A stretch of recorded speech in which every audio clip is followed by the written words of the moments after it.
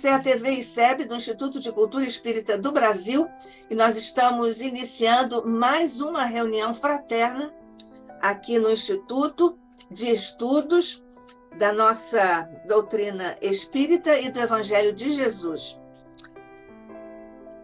Mestre querido, neste instante em que recebemos as tuas bênçãos por sobre nosso propósito de estudar o teu Evangelho para melhor aplicá-lo, porque desejamos, Jesus, seguir-te os passos, os conselhos e a trilha que deixaste luminosa para nós seguirmos.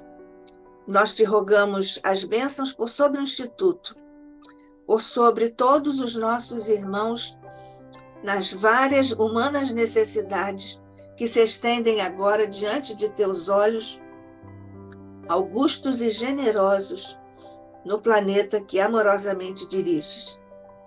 Guarda-os, Jesus, sob a tua paz, a tua luz, a tua resiliência, o teu amor. Guarda-nos também a todos aqui no ICEB. Abençoa o nosso querido irmão e companheiro, amigo, João Nogueira, que veio nos falar hoje mais uma vez sobre o teu Evangelho e as alegrias de estudá-lo. Guarda-nos a todos, abençoa estes nossos instantes de paz e de luz e sigamos, Jesus, com a tua bênção, as bênçãos de Maria, de nossos anjos da guarda e de todos os nossos mentores queridos, aqui no ICEB, Casa de Deolindo Amorim, nosso fundador e idealizador, nosso presidente Jorge Andréa e todos os demais mentores que trouxeram esta casa ao ponto em que está, mas te rogamos, Jesus, as forças e a iluminação para darmos continuidade a esta obra, que é um plano de amor dos nossos mentores. Fica conosco hoje e sempre, sob a graça de nosso Pai.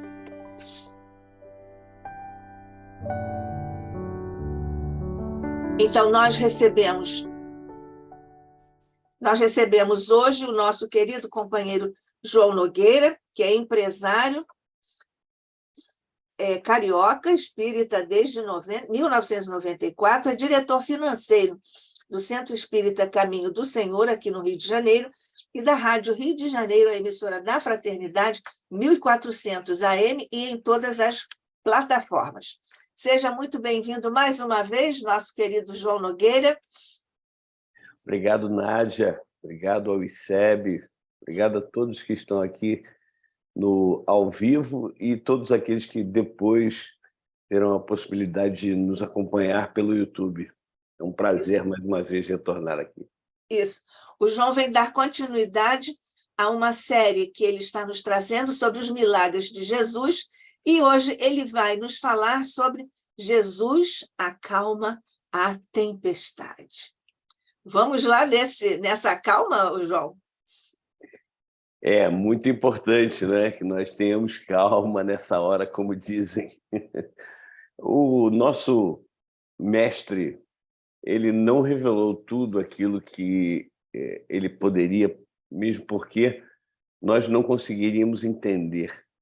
Quando ele está conversando com Nicodemos e fala a respeito da reencarnação, eu já trouxe isso aqui de outras vezes, mas é sempre importante nós lembrarmos, Jesus, no final do bate-papo entre ele e Nicodemos, diga-se de passagem, Nicodemos era um doutor da lei, um fariseu muito reverenciado pelos judeus à época, e ele vai à noite ter com Jesus, porque não podia ser visto com Jesus, mas o evangelista João capta esse momento e coloca lá nos seus escritos. E ao final, então, de Jesus ter dado uma aula de reencarnação e de reforma íntima, porque Jesus diz: necessário te é renascer de novo, renascer em água, que é a reencarnação, e renascer em espírito, que é exatamente a nossa reforma íntima. Sem os dois não poderemos ver o reino de Deus, como diz Jesus, que é o reino de Deus está dentro de nós, então nós não podemos ter essa evolução maior caso não façamos a reforma íntima e não tenhamos a reencarnação. Então Jesus, no final desse bate-papo, ele diz assim: se te falei das coisas da terra e não compreendestes, quanto mais se eu te falar das coisas dos céus. Ou seja, Jesus tem muitas outras coisas que ele poderia falar conosco, só que a nossa capacidade de conhecimento ainda é muito limitada. É interessante que Kardec coloca nos seus ensinos que a doutrina espírita ela veio no momento certo porque era necessário o conhecimento de algumas ciências para que o ser humano compreendesse muitas coisas que aconteceram há 2000 anos, muitas coisas que Jesus fez e falou. Então, como é que nós podemos entender há muitas moradas na casa do Pai, tirando daí, claro, a parte espiritual, mas pensando apenas na parte física, se nós não tivéssemos hoje a astronomia, né? Na época de Kardec, a astronomia já era uma ciência bastante avançada. Já se tinha conhecimento de vários astros, vários corpos celestes, estrelas, asteroides, planetas, planetóides, etc. e tal. Então, como é que nós iríamos entender há muitas moradas na casa do Pai se não fosse o conhecimento da astronomia? A mesma coisa a questão do céu e do inferno, não o livro que a Nádia competentemente estuda no Luz na Penumbra, mas sim o conhecimento, aliás, a crença no céu que está em cima e no inferno que está embaixo, sem a geologia e o próprio conhecimento astronômico. Saber que o céu não está lá em cima e o inferno não está lá embaixo. Que o céu e o inferno são condições psicológicas, condições de consciência da própria pessoa. Então, muitas dessas ciências tinham que ocorrer, tinham que que trazer luz para muitos dos fenômenos que ocorreram há 2000 anos que nós não poderíamos, de forma nenhuma, explicar sem o conhecimento dessas ciências. Então, hoje nós temos ainda muitas coisas que não conseguimos compreender perfeitamente. E tanto é que Kardec, quando trata desse trecho no livro A Gênese, os milagres, as predições segundo o Espiritismo, quando ele fala da tempestade aplacada, ele diz o seguinte: ainda não conhecemos bastante os segredos da natureza para dizer se há ou não inteligências ocultas presidindo a ação dos elementos. Na hipótese de haver, o fenômeno em questão poderia ter resultado de um ato de autoridade sobre essas inteligências e provaria um poder que a nenhum homem é dado exercer. Ou seja, o que Kardec está colocando aqui é que não há ainda condições de nós afirmarmos que existem inteligências ocultas, ou seja, espíritos desencarnados, presidindo a ação dos elementos da natureza. Existem outros autores corroborando com o pensamento de Kardec, porque Kardec deixa no subentendido ali que ele entende que todos os fenômenos da natureza são presididos por espíritos desencarnados, e aí a gente pode pensar em espíritos de vários graus de evolução, né, dos mais elevados aos menos elevados, porque existem aqueles que comandam e existem aqueles que executam as ordens. Então, os fenômenos da natureza são, no dizer de Kardec, comandados por essas inteligências extracorpóreas. Porém, não há elementos, como diz Kardec ainda, de se comprovar isso. E aí Kardec, depois, no segundo parágrafo, é bem curtinho esse trecho, ele diz: como quer que seja, O fato de estar Jesus a dormir tranquilamente durante a tempestade atesta de sua parte uma segurança que se pode explicar pela circunstância de que seu espírito via não haver perigo nenhum e que a tempestade ia amainar. São duas coisas importantíssimas.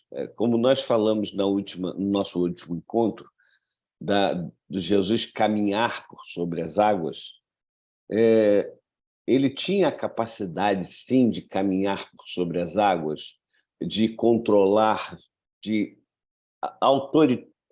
forma que ele tinha autoridade para fazer com que todos esses fenômenos ocorressem, sem mesmo a ajuda, digamos assim, desses espíritos desencarnados. Mas é óbvio, a gente pensa muitas vezes, Deus não pode modificar certas coisas? Claro que Deus pode.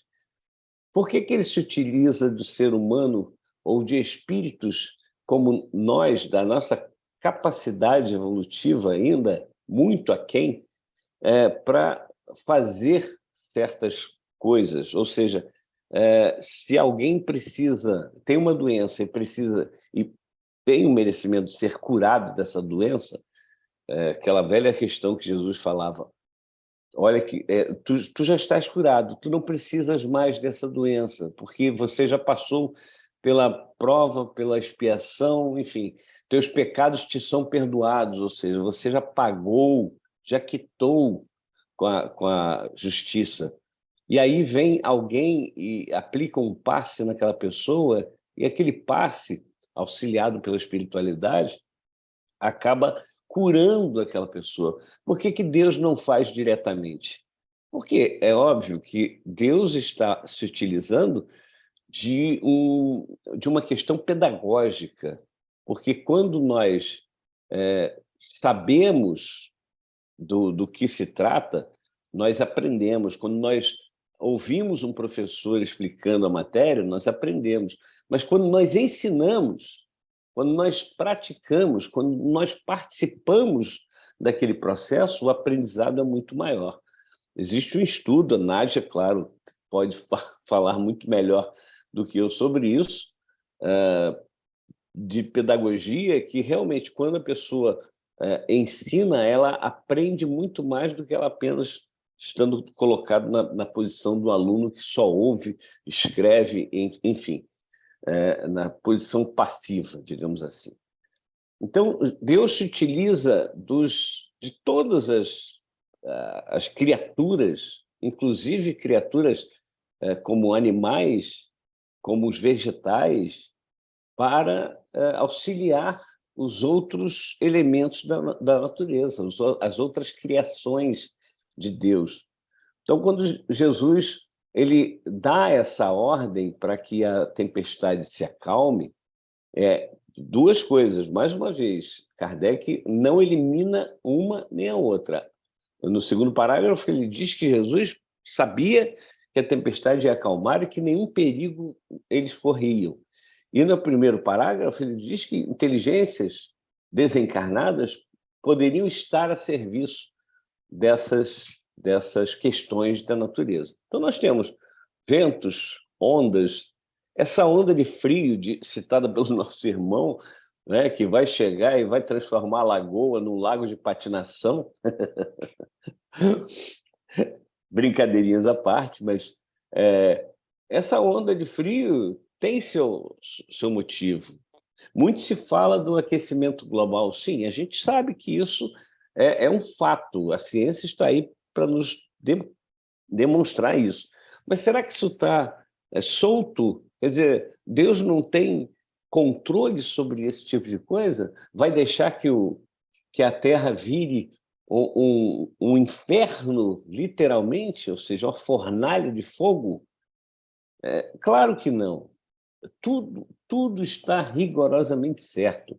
Há necessidade da chamada violência crescer para que nós possamos dar mais crédito e querer mais a paz. É preciso que a guerra aconteça ainda na nossa psique, pensamento, é preciso ainda a guerra acontecer para a gente querer a paz, lutar pela paz. É preciso que o racismo ocorra, e eu acho que nem deveria ser utilizada essa palavra, porque a raça é humana, e sim alguma coisa relacionada à cor da pele, ao tom da pele. Mas vamos lá, a palavra utilizada é racismo. É preciso que o racismo aconteça para que nós nos atentemos que todos somos irmãos e que não importa a cor da pele. É preciso que venha a tempestade para que nós possamos dar valor à calmaria, porque senão a gente não dá valor, a gente não percebe a grandeza das coisas tranquilas, da tempestade amainada. Olha, a tempestade ocorreu, agora acabou. Depois da tempestade vem a chamada bonança, né? Como diz, traz o ditado. Então, nós ainda precisamos dessas coisas severas para que nós possamos dar valor às coisas tranquilas. Senão, nós realmente não daríamos valor. E a capacidade do Cristo é tal que a gente ainda, como eu disse logo no início, não consegue compreender ainda. A capacidade de Jesus, esse espírito puro, como trata Kardec no capítulo 15 da Gênesis, e logo no primeiro item, que é a superioridade da natureza de Jesus, né, onde ele nos traz que ele, como ser humano, tinha toda a compleição do ser humano, como todos nós. Agora, como espírito puro, nenhuma influência da matéria tinha. Ele não poderia ser chamado de médium nas curas que fazia, porque ele não era intermediário entre a espiritualidade, entre os desencarnados e os encarnados. E aí, no final, Kardec fala que, no dizer de um espírito, ele era médium de Deus, aí sim, porque era o único influxo que poderia vir através de Jesus era vindo de Deus. Essa capacidade ela é algo que a gente vai estudar, vai continuar estudando, e por muitos e muitos anos ainda, para não dizer décadas ou séculos, nós ainda vamos estar não compreendendo tudo aquilo que Jesus fez, tudo aquilo que Jesus falou. É por isso que eu sempre digo que as pessoas querem dar um passo maior do que a perna, porque querem compreender coisas que ainda não temos a capacidade de compreender. Voltamos sempre às questões 11 e 18 do Livro dos Espíritos, principalmente a 18 aqui nesse caso, que será dado ao homem um dia compreender os mistérios da divindade, e aí a resposta é a partir do momento em que nós nos purificamos, nós nos melhoramos moralmente, o véu do conhecimento vai sendo levantado. E aí vem uma outra questão que é muito importante, que são esses fenômenos que ocorrem de aeronaves, que a gente vai chamar assim por não ter conhecimento do que é exatamente aquele equipamento, do que são esses equipamentos, aeronaves que voam a uma velocidade estupenda, praticamente na velocidade da luz, e que ficam parados muitas vezes. Alguns chamam de UFO, né? Outros de OVNI, objeto voador não identificado. E as pessoas ficam com medo. Olha, eles vão invadir o planeta, vão destruir a humanidade. Como? Se eles têm muito mais inteligência do que o mais inteligente do ser ligado ao planeta Terra. Então, se eles têm muita inteligência capaz de poder voar, capaz de vir do planeta deles até nós, capaz de, inclusive,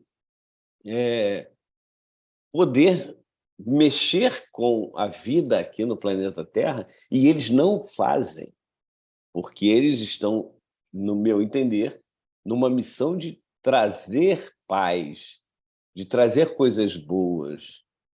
Quando nós vamos na Revista Espírita de 1858, e Bernard Palissy, em espírito, fala a respeito da vida em Júpiter, que é um mundo feliz, é o planeta mais evoluído do Sistema Solar, segundo ele e segundo Mozart, ele fala dos corpos dos seres lá encarnados, porque eles reencarnam ainda existe a questão da reencarnação, só que a reencarnação, eles estão encarnados, mas eles convivem com os desencarnados como se fosse algo no mesmo ambiente, na mesma realidade. E eles dizem o seguinte: olha, mas os corpos físicos lá, dos reencarnados, eles são mais sutis que os vossos perispíritos. A gente fica assim, meu Deus, como assim? Aí nós entendemos por que as aeronaves do nosso planeta, da NASA, dos russos, dos chineses, vão filmar, como o Hubble faz, vão filmar certos planetas e não enxergam nada, não enxergam vida, porque não tem capacidade de enxergar a vida como ela é, como ela se dá em outros planetas. Será que Marte é aquele deserto todo que aparece nas imagens? Não dá para saber. Provavelmente até não, porque existem seres vivendo e construções nesses locais, não vou afirmar que é em Marte, não, mas nesses locais existem construções que escapam à capacidade de visão do ser humano. Lembrando que nós temos capacidade limitada de visão, de audição. Tudo que está dentro do espectro da visão do ser humano é captado pela visão e reconhecido pelo cérebro. Mas o que passa para baixo e para cima dessa faixa de visão nos escapa. É a mesma coisa a audição. Tem aquele apito, né? O pessoal chama de apito para cachorro, que é um apito que dá um som acima da capacidade auditiva do ser humano. O cachorro, os animais, né? Os gatos, os cachorros, eles ouvem aquilo, mas o ser humano não ouve. Olha que coisa interessante. Então, muita coisa escapa aos nossos sentidos físicos, que ainda, vou repetir, são muito grosseiros. Os nossos sentidos físicos, 5 sentidos, são muito grosseiros. Muitas vezes a gente se acha, né, muito elevado, ou a gente até vê uma pessoa que tem uma capacidade maior do que a nossa, bem maior do que a nossa, tanto intelectual quanto moral, e a gente fala, nossa, é um espírito muito evoluído. Meu Deus, para nós é. É por isso que chamaram Jesus de Deus, porque não entenderam que Jesus não é Deus.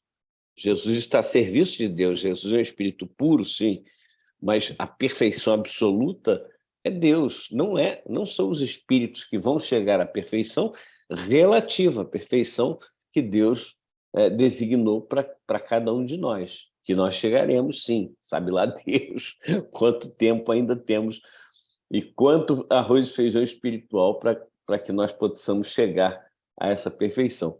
Mas aí a gente começa a se enxergar, a pequenez, a nossa pequenez.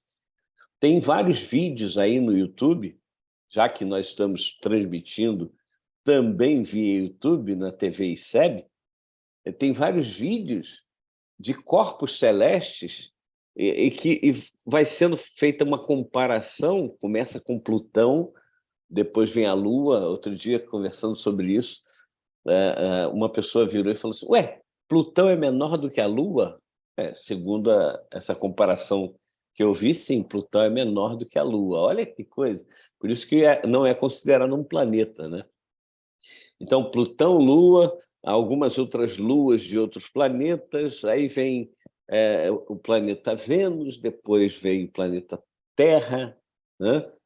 E aí vai crescendo, crescendo, chega o Sol, depois e aí, conforme vai aparecendo outro corpo celeste maior, ele vai diminuindo aquele corpo celeste apresentado, né? A Terra fica pequenininha, depois o Sol começa a ficar pequenininho, depois aparecem outras estrelas maiores e maiores e maiores e maiores, a ponto de apresentarem uma estrela que, para sair de uma extremidade dessa estrela até a outra extremidade, viajando à velocidade da luz, seriam anos. Olha só, 300 mil quilômetros por segundo, essa viagem, que é a velocidade da luz, 300 mil quilômetros por segundo, viajando de uma extremidade à outra dessa estrela, e demoraria anos para que nós pudéssemos fazer essa viagem. É coisa que, às vezes, você fica olhando e falando assim, isso não é possível. Mas só que é possível, é criação de Deus. Aí vem novamente a Gênese de Kardec, quando Kardec fala do fim do universo, né? Suponde um fim para o universo. O que há depois desse fim? O nada? E ele complementa, o nada não existe. E a gente fica assim, meu Deus. Aí voltamos aqui para a nossa realidade, ínfima realidade, e que não é, nada desprezível, mas ínfima, ínfima no sentido de pequeno mesmo, de muito pequeno, comparando com outras grandezas que existem no universo, comparando com o próprio universo. O nosso tamanho é ínfimo, mas, ao mesmo tempo, olha que coisa maravilhosa. Quando você pensa assim, Nádia sabe, eu trabalho numa empresa escocesa e vira e mexe eu estou lá no Reino Unido, e o primeiro-ministro lá, que é aquele descendente de indiano, não sei o nome dele, não lembro o nome dele, mas ele não me conhece. Olha que coisa chata. Agora, olha que coisa linda. Deus me conhece. Deus te conhece, Nádia. O presidente Joe Biden não te conhece, Nádia, mas Deus te conhece. E te conhece mais do que você mesma se conhece. Olha, eu me deslumbro com isso tudo. Quando a gente começa a conversar sobre esse tipo de assunto, a gente fica assim, pasmo, mas muito pasmo. E começamos a perceber a grandeza desse Deus. E a gente não tem outra palavra para utilizar, a grandeza. Ah, Deus é grande? Deus é grande num sentido que a gente nem sabe aplicar aqui.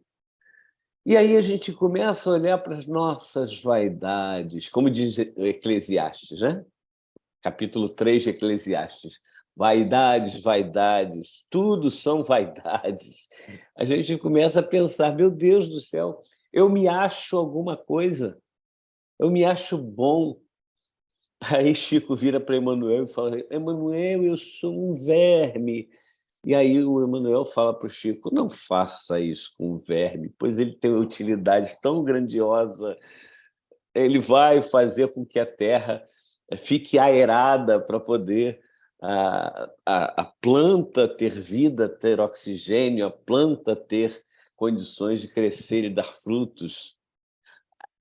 O que Emmanuel estava querendo dizer para o Chico tudo tem sua utilidade, nada é desprezível na criação divina.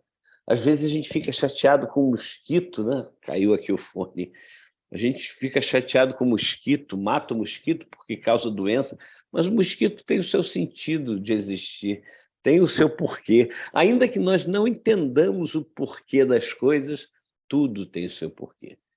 E aí vem a lição não física, não material, dessa passagem de Jesus acalma a tempestade, mas a lição do dia a dia, a lição do nosso íntimo, a lição de não deixar a pressão subir aos 17, né?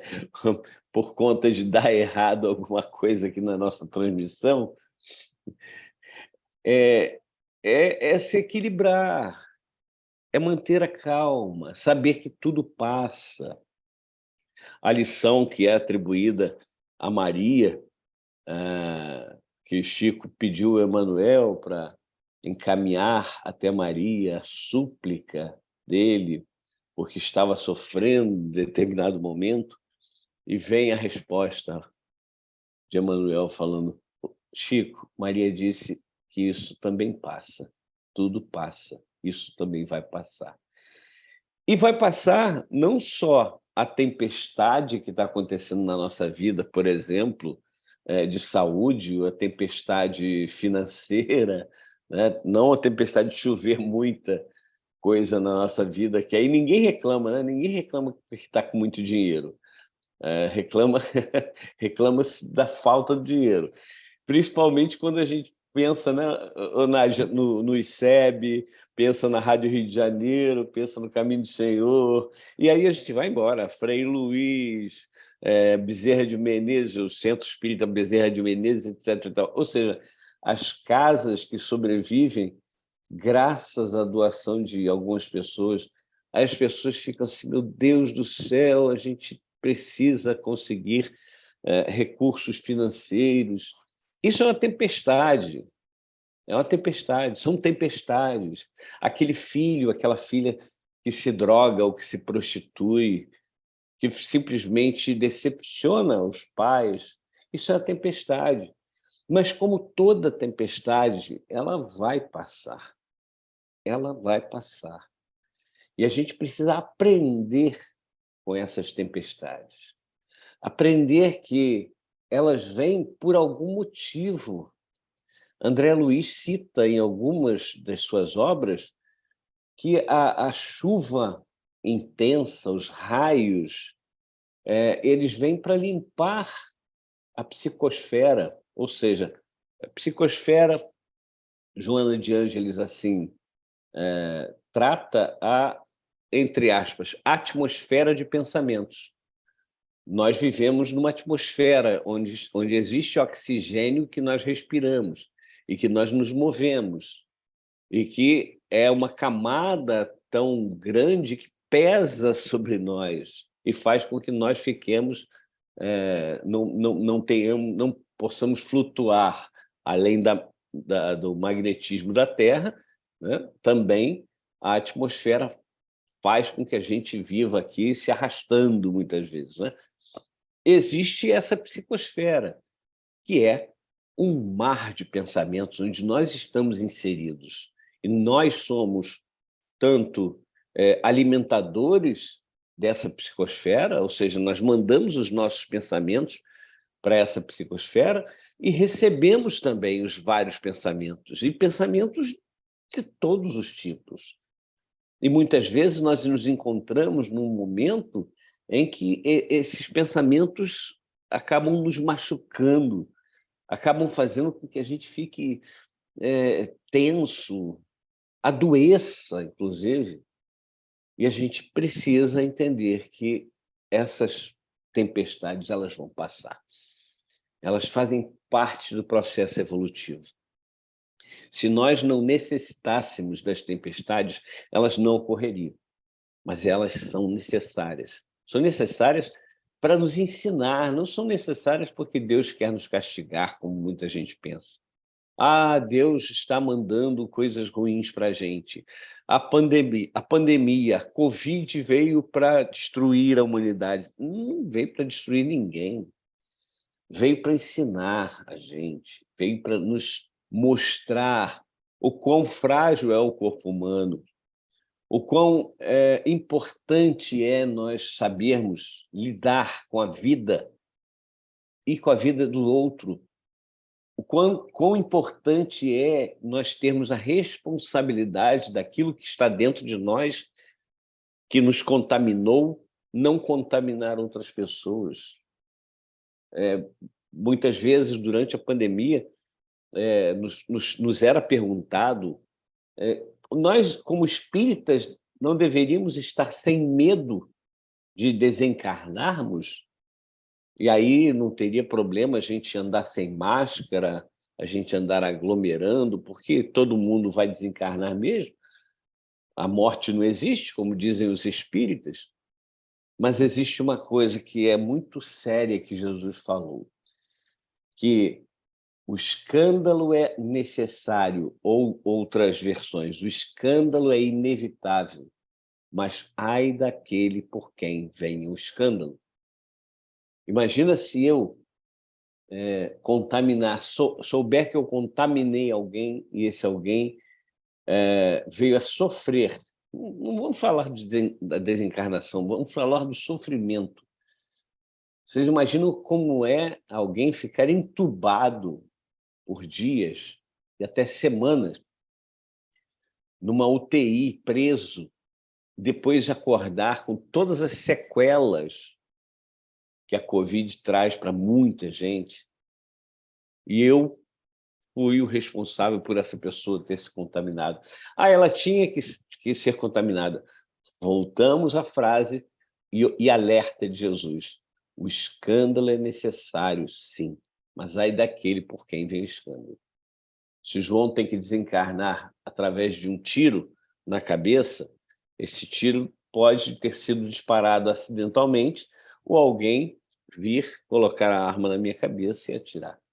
São duas situações completamente distintas. Eu desencarnei pelo tiro na cabeça, mas num caso foi algo simplesmente acidental e no outro foi algo proposital. Então, é o que nós fazemos aos outros é que faz com que nós tenhamos realmente a culpa ou não. E nós somos responsáveis por tudo aquilo que nós fazemos a nós e aos outros. Por isso, Jesus vem lá em Mateus 10, 28, fala: não temais os que vos podem matar o corpo, não vos podem matar a alma.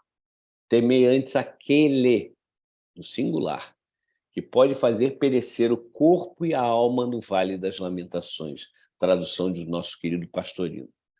Então, aquele só é um, só sou eu sou meu único inimigo. Tem gente que fala assim, o meu maior inimigo é fulano. Não, meu único inimigo é o João. Eu não tenho inimigos externos. Aquele que me maltrata, me espezinha, aquele que fala mentiras a meu respeito, não é meu inimigo. Aquele que atirou na minha cabeça não é meu inimigo. Eu sou meu inimigo. Porque se eu não tivesse que passar pelas situações de sofrimento, de dor e de sofrimento, eu não passaria. Aquele Salmo 23 é um salmo que é muito clássico, todo mundo conhece. Ainda que eu ande no vale da sombra e da morte, né? Ainda que eu esteja passando por uma rua deserta que tenha altos índices de criminalidade, se eu não tiver que ser assaltado, se eu não tiver que sofrer nenhuma violência, eu não sofrerei. Não acontecerá nada comigo. Mas nós ainda somos fracos na fé. Por isso Jesus fala naquela passagem que eu citei agora há pouco, de Jesus caminha sobre as águas, e Pedro caminha com ele. Jesus está caminhando e eles acham que é um fantasma, ficam atemorizados e começam a gritar, e Jesus fala, não tem mais, sou eu. Pedro, então, levanta e fala assim, Senhor, se és tu, diz para eu ir ter contigo. E aí Jesus fala, vem, simplesmente. Olha a simplicidade. Vem, Pedro, vem. E Pedro, então, sai do barco e começa a caminhar por sobre as águas. Olha que coisa. As pessoas ficam assim, meu Deus, mas como é possível isso? É possível. Nós só não sabemos exatamente como fazer, como é que se dá isso. Um dia saberemos. Não tenhamos pressa, nós vamos conhecer as coisas. O que a gente está fazendo aqui é um exercício para que a gente possa compreender um pouco mais. Pedro começa a caminhar por sobre as águas e, de repente, ele falha a fé. Ele duvida e começa a afundar. E Pedro afundando, eu sempre cito isso, eu acho muito interessante, um pescador que não sabia nadar. Olha, E aí o Pedro começa a afundar e, desesperado, fala: Senhor, acode-me, eu estou perecendo, eu estou morrendo, eu vou morrer. Jesus, então, pega na mão do Pedro, puxa ele e fala assim: ó homem de fé fraca, ou de fraca fé, como está na versão da Bíblia de Jerusalém. Ou homem de pequena fé, como está em outras Bíblias. Nós somos assim muitas vezes. Nós temos a fé fraca, nós não temos verdadeiramente fé. Por isso que quando Jesus está dormindo no barco, os seus discípulos estão ali no desespero. Ah, meu Deus do céu, nós vamos morrer. Senhor, tu estás dormindo. E aí acordam Jesus. Olha que sacrilégio. Jesus está dormindo ali, acordam Jesus, falam: Senhor, vamos morrer. Jesus acorda, levanta a mão e acalma a tempestade. E aí eles ficam assim, ó. Gente, é impressionante como nós ainda somos assim. A gente passa pelas situações achando que aquilo ali vai ser o fim de tudo, que não tem saída. Para tudo tem saída. Para tudo, absolutamente tem saída. Aí tem amigos que falam assim: só não tem jeito para a morte. E aí eu digo, eu como espírita te digo, até para a morte tem jeito.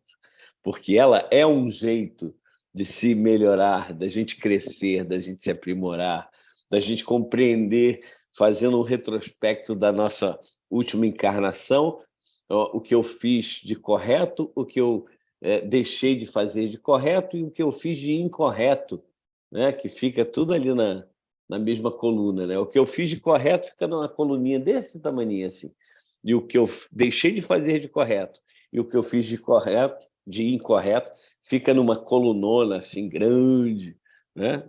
Se pudéssemos colocar em potes, seria uma xicrinha de café das coisas que a gente faz de bom ou de bem, né? O bem que nós fazemos na xicrinha de café, e aquela panelona que faz comida para 300 pessoas, todas as porcarias que a gente pensa, fala e faz.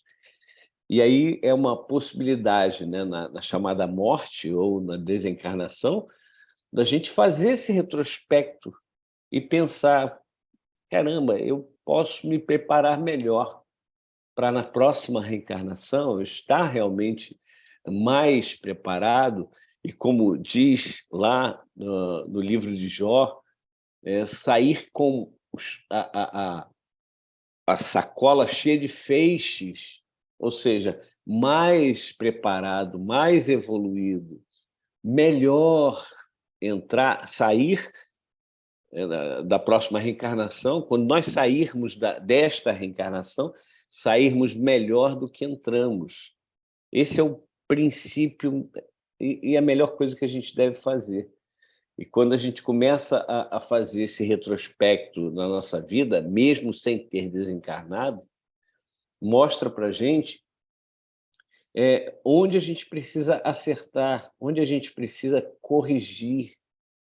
Se eu estiver sempre olhando para dentro de mim e perguntando o que é que eu faço de certo, o que é que eu faço de errado, e aí eu melhoro aquilo que eu faço de certo e corrijo, transformo aquilo que eu faço de errado. E eu vou fazendo isso, eu vou sendo um ser melhor. Ah, João, você já faz isso? Não, óbvio que não. É uma tentativa. Todos os dias eu acordo e falo: eu preciso aplicar essa questão de observar dentro de mim o que eu falo, faço e penso que não é legal e corrigir isso todos os dias, todos os dias. E, normalmente, no final do dia, eu olho e falo assim: ih, cara, tu não fez quase nada daquilo que você planejou fazer. Normal. São as tempestades da vida, né? Muitas vezes a gente se planeja fazer uma coisa e acaba fazendo outra, não fazendo nada daquilo que a gente planejou. Tem um ditado que diz: o homem põe, Deus dispõe. Não é exatamente Deus, né, que dispõe. são as circunstâncias, são as necessidades que nós temos. Nós temos necessidades e essas necessidades elas vão ser atraídas para nós. Voltando à questão da rua deserta lá, com alto índice de violência, de assaltos, se eu não tiver necessidade de passar por uma situação de assalto, eu vou andar naquela rua tranquilo, sem problema nenhum.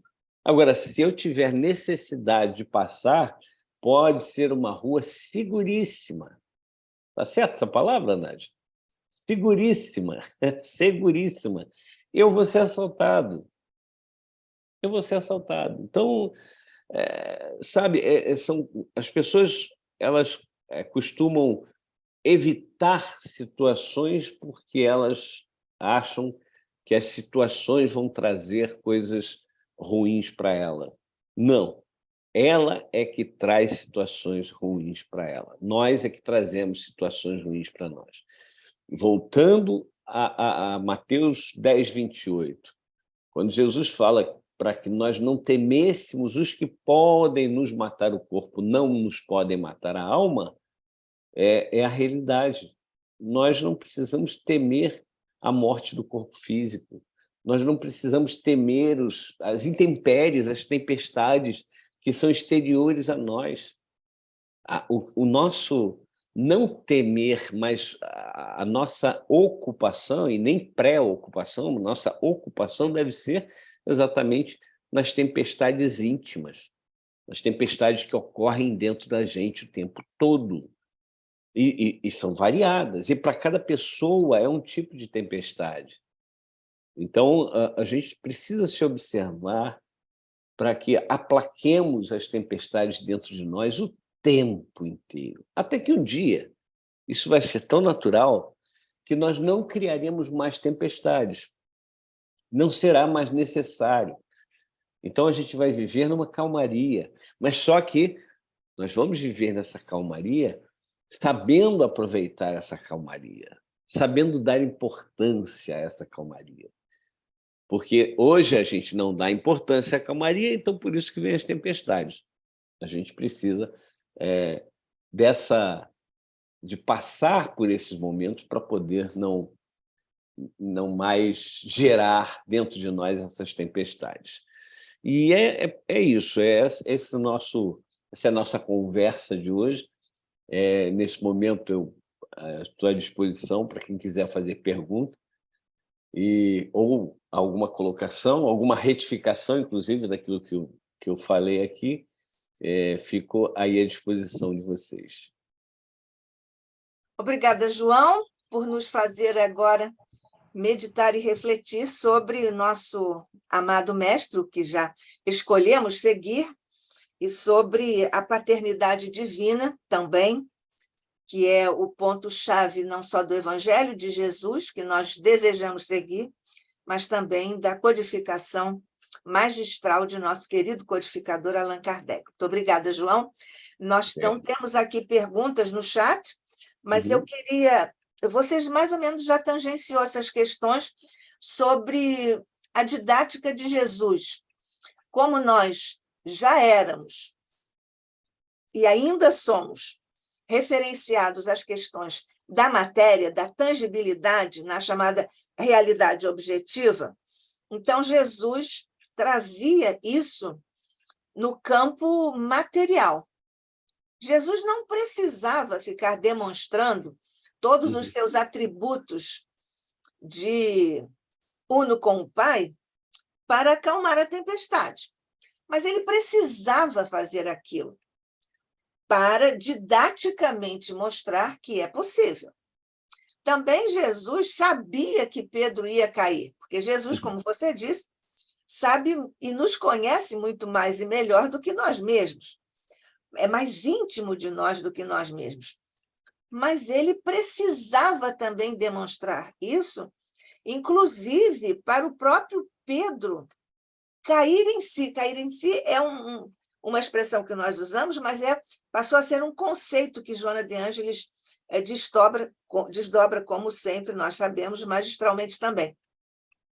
Então, isso também faz parte do nosso autoconhecimento. conhecermos as nossas limitações para conhecermos os nossos limites.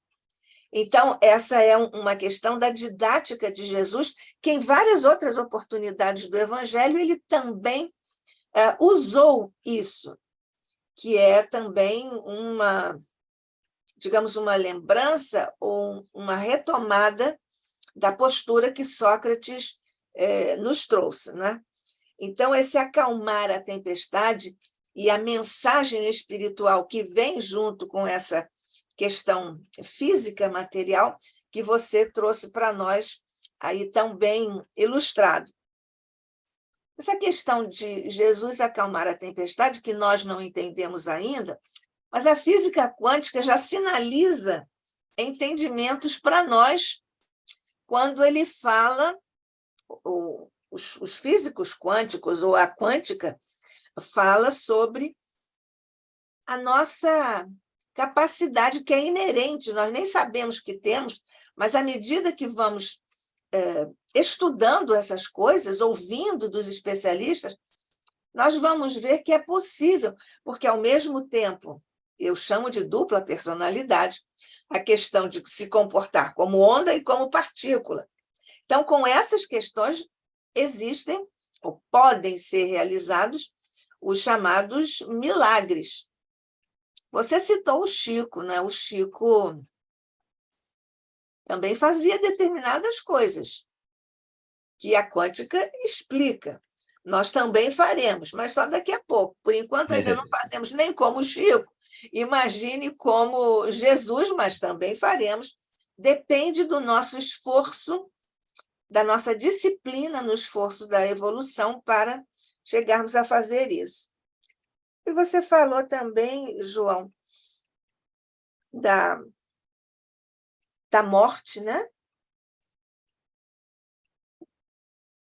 Nós dizemos que o Espiritismo matou a morte, que é um jogo de palavras interessante que nós gostamos de fazer. No fundo, não há morte no universo. Existe transformação. A doutrina espírita nos deixa muito seguros a esse respeito, mas uma coisa é entender aqui, outra coisa é viver aqui. A questão da morte, não é isso? Lavoisier foi gênio quando ele disse que na natureza nada se cria, nada se perde, tudo se transforma. Olha, exatamente, exatamente. Uma coisa divina. E quando eu penso na morte, eu gosto muito daquele pensamento de Fernando Pessoa. A morte é uma curva na estrada. Quer dizer, a pessoa que faz a curva, ela deixa de ser vista por nós, deixa de ser percebida por nós. Aí a gente vai chegar naquela curva, vai entrar e vai ver a pessoa, vai reencontrar a pessoa. Olha que coisa! E vai deixar de ser visto e ser presenciado pelas pessoas que ainda não chegaram nessa curva. É algo assim, uma tirada do Fernando Pessoa magnífica. E se você vai ver também, Paulo de Tarso fala a respeito da morte. Ele diz: onde está tu, ó morte? Onde está, ó morte, o teu aguilhão? Isso. Onde está? Cadê? Não aniquila. Aguilhão aniquilaria. Não existe aguilhão da morte. Não aniquila ninguém. Nós continuamos existindo. E como diz lá na introdução do Evangelho segundo o Espiritismo, né? As vozes ressoarão dos túmulos. Olha que coisa linda. E estão aí os nossos amigos desencarnados conosco o tempo todo. Estão aí com a Nádia, estão aqui comigo, estão aí com cada um de vocês, estão por aí. Paulo de Tarso também, na sua Epístola aos Hebreus, capítulo 12, primeiro versículo, se não é o maior, é um dos maiores versículos da Bíblia. Diz o seguinte: nós que estamos rodeados de uma tão grande nuvem de testemunhas, são esses desencarnados que nos cercam, deixemos de lado o embaraço e o pecado que tão de perto nos rodeiam, aquelas instigações que alguns dos nossos irmãos fazem conosco, né? Então, deixemos de lado o embaraço e o pecado que tão de perto nos rodeiam e corramos com perseverança a carreira que nos está proposta, que é a carreira da busca do reino de Deus que está dentro de nós, a busca do aperfeiçoamento de cada um de nós. A gente deixar as coisas têm importância, deixa quieto. Por que eu vou me importar com certas coisas? Nós nos importamos com coisas muito banais.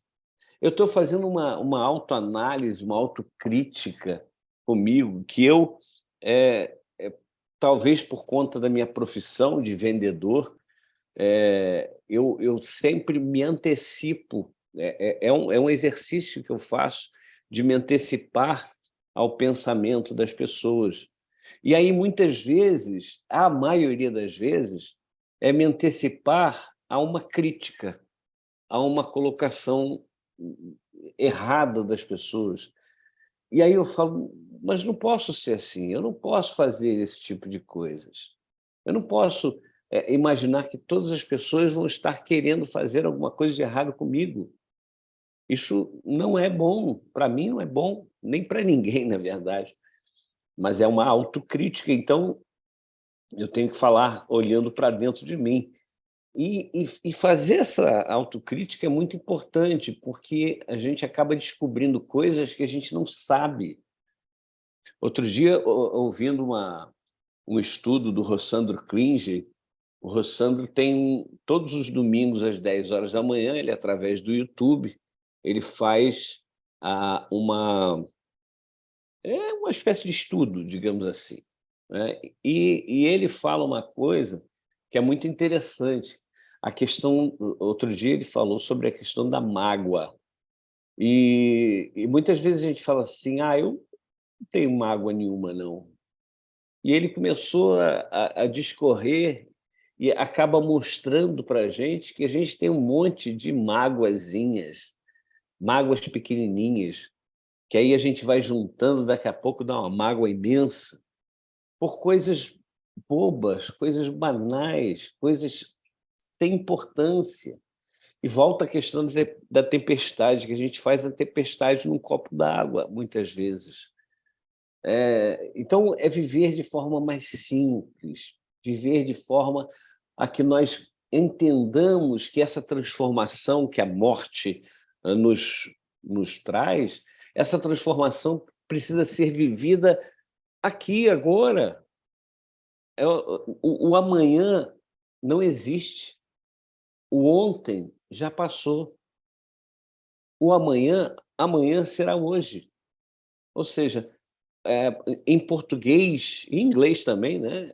O presente, olha só, a palavra em português que define o hoje, é o agora, é o presente. Esse é o presente que Deus nos dá. Esse é o presente que nós temos. O que a gente faz com o presente? Se a gente não gosta, a gente vai largar ali no fundo da gaveta. Mas se a gente gosta do presente, se a gente aproveita o presente, a gente vai usar esse presente, a gente vai se utilizar desse presente para sair, passear, para curtir um filme, alguma coisa assim. Os presentes servem para... Na verdade, o presente é algo que alguém lembrou de você, viu? Não precisa ser aniversário, não. Eu acho legal isso. Eu não gosto de datas. Eu não sou chegado a datas, Dia das Mães, Dia dos Pais, aniversário. Eu não sou chegado. Eu acho o seguinte, eu passei numa loja, vi alguma coisa, lembrei de alguém, falei, caramba, isso aqui é a cara daquela pessoa, vou comprar. Mesmo que seja algo simples. Aliás, as coisas simples são as melhores.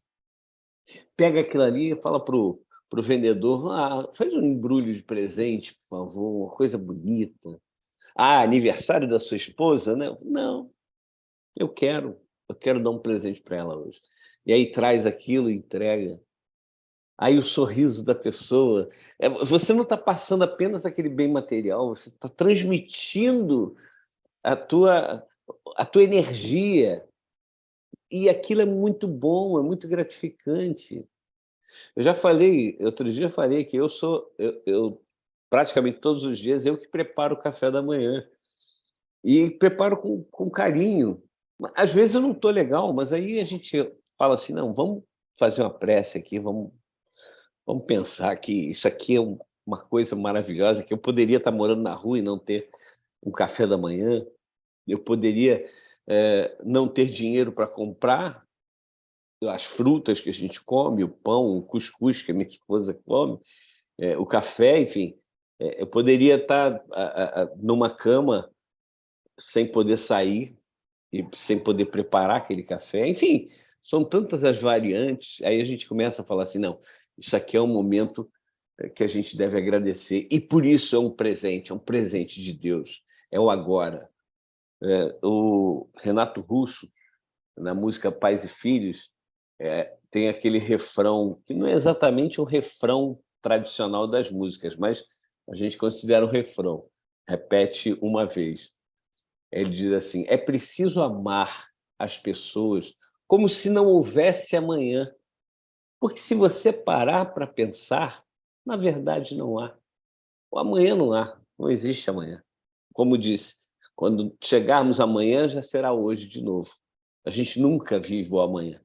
A gente nunca consegue transformar nada amanhã, só hoje, só agora.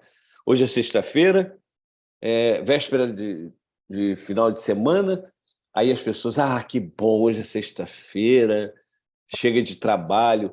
Meu Deus, tanta gente desempregada querendo um trabalho, querendo um emprego.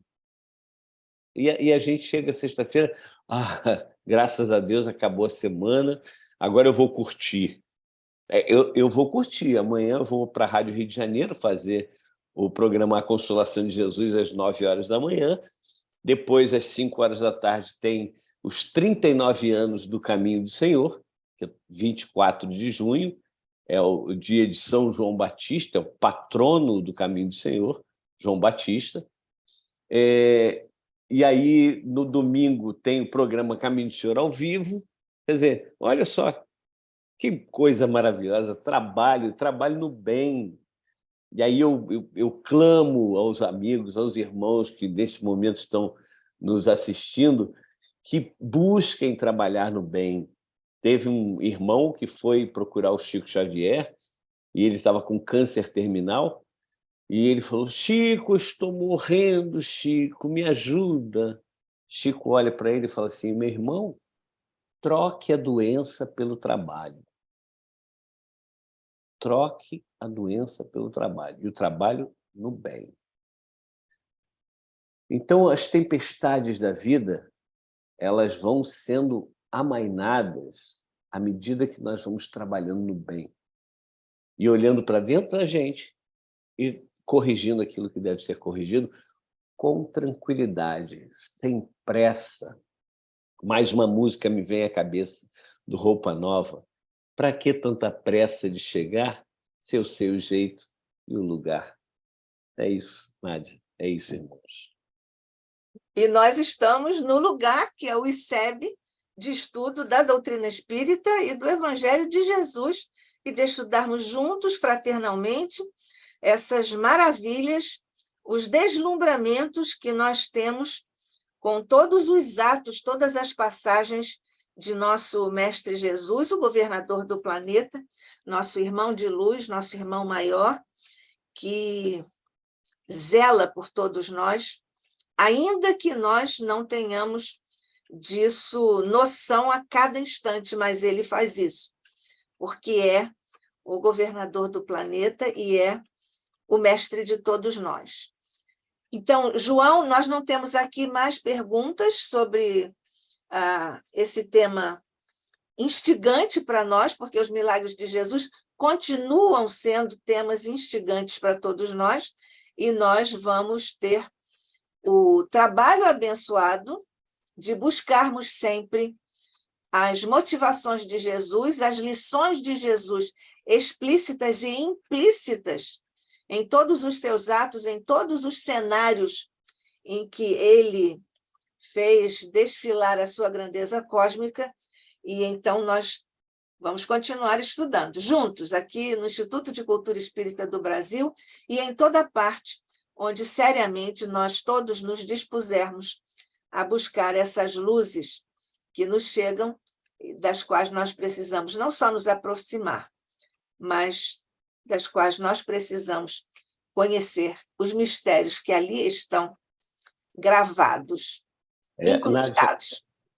Nádia, eu gostaria de ressaltar mais uma vez a importância da nossa união. Hoje, ICEB e a Rádio Rio de Janeiro, graças a Deus, estão cada vez mais se aproximando, cada vez mais compartilhando do trabalho, cada um na sua, e as duas instituições se auxiliando mutuamente. Então, é importante que nós façamos isso no movimento espírita como um todo. A Rádio Rio de Janeiro, que por um tempo andou afastada do movimento espírita, né, por vários motivos, não vem aqui ao caso a gente ficar desfilando, mas hoje a diretoria atual tem o maior interesse, o maior empenho em fazer com que o movimento espírita esteja juntinho da Rádio Rio de Janeiro, que é um canal da divulgação da doutrina espírita. É um canal por onde o ICEB pode ter lá a sua voz.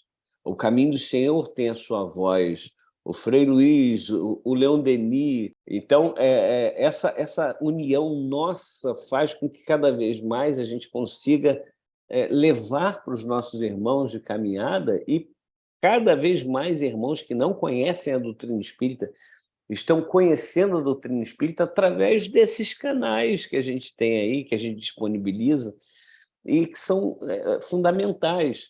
Aí, outro dia, conversando com um amigo, ele falou assim, mas a mensagem não é a mesma? Aí eu digo, é quase a mesma. Então, por que tem tanta gente? E aí eu vou na palestra da Nádia, eu vou na palestra do Turibe, eu vou na palestra do João, eu vou na palestra do Divaldo, falam mais ou menos a mesma coisa, mas por que eu vou em tantas palestras? Por que eu leio tantos livros? É porque cada palestrante, digamos assim, cada irmão que vai fazer a exposição tem um jeito de falar, tem uma didática diferente. E aí as pessoas que vão acompanhar, elas acabam se conectando mais através de uma pessoa do que de outra, mesmo sendo, digamos assim, maravilhosos palestrantes, todos eles maravilhosos palestrantes, mas um toca mais do que o outro, um chega melhor do que o outro. E é por isso que essa diversidade é tão importante. É por isso que existe o ICEB, que busca, através desse conhecimento mais aprofundado da cultura espírita, verdadeiramente, levar esse tipo de conhecimento, e acaba chegando a corações que ainda são carentes, como os nossos, né, Nádia? E outras formas de falar, de expressar, de expor, vão chegar a outras pessoas. Pois é, João, porque são veículos que têm linguagens diferentes, mas para a mesma mensagem. E isso é como verbete, né? Você procura de um lado, procura de outro, e você encontra ali a mensagem. Eu tenho muita alegria de estar assim referenciada ao ICEB há muitos anos, e também há muitos anos referenciada à Rádio Rio de Janeiro. São décadas que eu trabalho na Rádio Rio de Janeiro, 4 programas, e então é muita generosidade de Deus me permitir estar nessas posições que, humildemente, eu sei que represento, mas que estou tentando aproveitar com o meu máximo empenho e sinceridade nesse trabalho, que eu não digo nem que eu trabalho, né? Eu digo que eu faço... Como é que é a palavra que eu uso de um modo geral? É que eu faço essas coisas assim simples, esporádicas, que nós fazemos de uma forma menos oficial e menos grandiosa, né? Mas você sabe que eu costumo dizer, Nádia, que essa é uma forma maravilhosa da gente se manter conectado, né, com o alto, porque a gente vai gravar programa, a gente vai fazer programa ao vivo, a gente vai fazer palestra, a gente vai participar de um estudo aqui, um estudo ali, a gente vai distribuir alimento a moradores em situação de rua, né, pessoas em situação de rua. A gente está sempre nesse tipo de trabalho, isso nos ajuda muito. Eu costumo dizer que isso é uma espécie de UTI que a gente se encontra e que é um tratamento intensivo. É muito bom, e não dá tempo da gente fazer e pensar e falar besteira. É muito bom. Pois é. Nós temos aqui a participação do Fabiano Miranda, que está mandando um abraço para você, João. Opa! Fabiano? Um abração, Fabiano. Fabiano Miranda. Obrigada, Fabiano, por estar aqui conosco. Venha sempre, esteja sempre conosco. O ICEB oferece muitas possibilidades de estudos e aprofundamentos e de fraterno convívio, assim, online, mas é fraterno convívio, porque o amor está em toda parte, então nós também estamos nas vibrações fraternas do amor aqui no ICEB. Então, João, agradecendo mais uma vez a sua participação, a sua presença, a sua contribuição aqui ao Instituto de Cultura Espírita do Brasil, o ICEB, Casa de Deolindo Amorim, presidência de honra de Jorge Andréa, e de todos os nossos outros mentores, a cujos corações nós agora continuamos a agradecer, porque trouxeram o ICEB até nós, até este ponto, e nós rogamos a Jesus, neste instante, ó Mestre querido, que nos ajudes, nos dês forças, resiliência e trabalho para que nós possamos encaminhar o nosso querido Instituto para o seu destino, para a sua missão na divulgação do teu Evangelho, Mestre querido, e da doutrina espírita, na codificação magistral de nosso querido Allan Kardec. Guarda-nos a todos, ó Mestre amado. Guarda todos os nossos irmãos aqui no planeta que amorosamente diriges e que enfrentam hoje duras provas, duras expiações em situações, muitas vezes situações limite, Mestre, como nós consideramos.